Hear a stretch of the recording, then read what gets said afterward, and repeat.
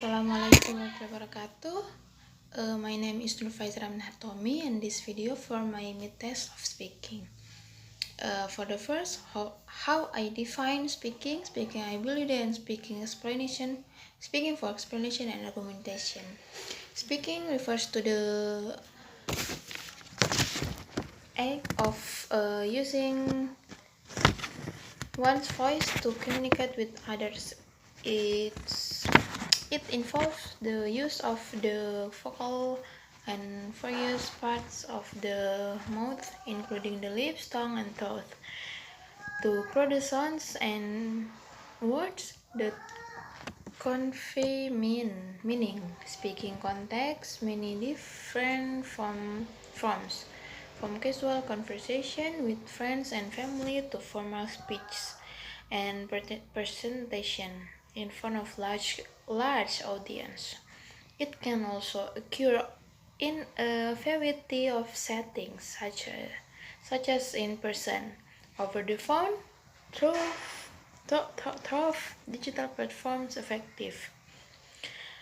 Effective speaking requires not only the ability to produce clear and articulate sounds, but also the skills of active listening, empathy, and effective communication. It is a crucial aspect of human interaction and a fundamental tool for conveying truth, ideas, and emotions.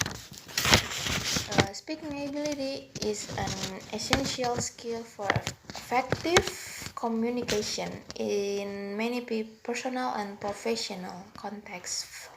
For example, in social situations, speaking ability can enable individuals to connect with others and build relationship.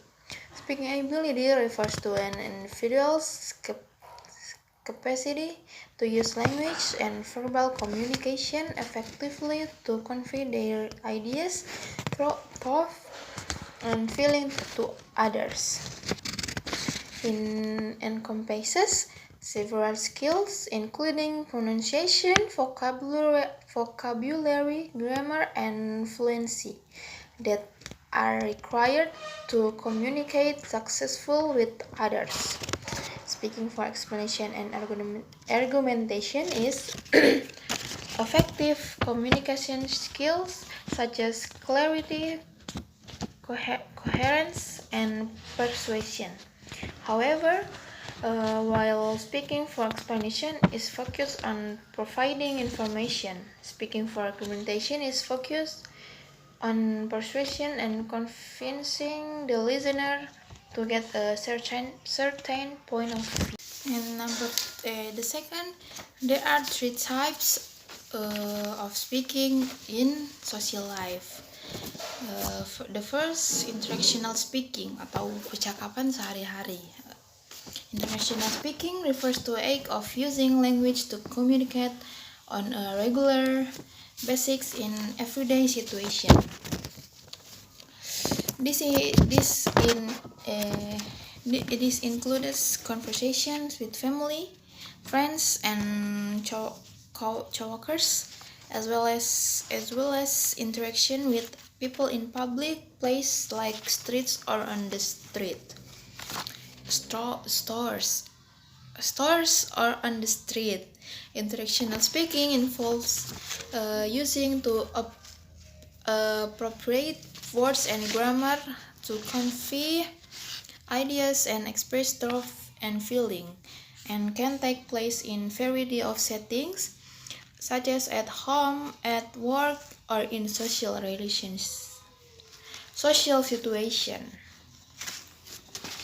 The second is transactional speaking. Transactional speaking refers to a type of communication that is primarily focused on achieving a specific goal or completing a task. In transactional speaking, the primary objective is to exchange information or complete a transaction, rather than building a relationship or Expressing personal feeling. Example of transactional speaking include discuss and debate. The language used is often more formal. The third is performance speaking. It is often associated with public speaking, which involves speaking in front of a large or unfamiliar audience, and may involve delivering a speech, giving a lecture, or making a presentation. In this situation, the speaker is expected to deliver a message effectively, engage the audience, and convey information in a clear and compelling manner. The third question, in speaking or for argumentation explanation subject, it is included in the type of transactional speaking because the learning process in class can be brought into social life. For the fourth question, transactional speaking has the following features. For the first is it functions to exchange information, means to transfer or share knowledge, data or ideas between two or more parties. Point B, it is message oriented, which means to communicate, meaning the focus is on conveying meaning or information for the sender to the receiver. The message is the central component of the communication process. In its purpose is to communicate a specific meaning or idea to the recipient. C option. Participants use strategies understand each other's. Yes, participants in communication often use various strategies to understand each other. Communication is a complex process. Misunderstanding can occur due to differences in language, cultural background, or other factors. Point D, it needs more question, repetition, checks for comprehension. Yes, asking more question, repetition, and checks for comparison can improve communication by ensuring that both parties understand each other's message. They can work together more effectively and achieve their goals more efficiently. Point E,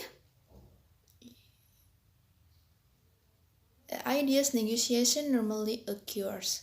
During an ideas negotiation, the participants may use various strategies such as compromising, brainstorming, active listening, and opening concessions to facilitate the negotiation process. The ultimate goal of ideas negotiation is to reach a mutually beneficial agreement that satisfies the interest of all parties involved. Point F, language accuracy is not always important. The importance of language accuracy in communication can vary depending on the context and purpose of the communication. In some situations, such as informal conversation among friends or family, language accuracy may not be as important as in other situations. such as academic or professional communication. The last question is number 5. Learners need to have the following skills, such as vocabulary, pronunciation and intonations, grammar, listening skill, social and cultural awareness, and confidence. By developing the skills, learners can be more effective communicators in transactional speaking context in English. Thank you. Assalamualaikum warahmatullahi wabarakatuh.